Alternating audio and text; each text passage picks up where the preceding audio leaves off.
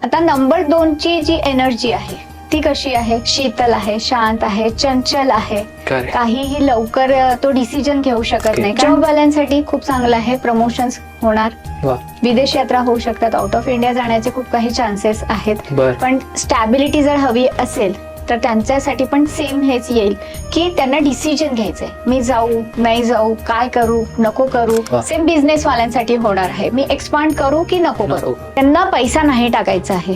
परत नंबर 2 वाल्यांसाठी पण होत आहे की पैसा ओव्हर आपण जो म्हणतो ना एक्सपांड करण्यासाठी कर्ज घेऊन घेऊन तर बिलकुल नाही.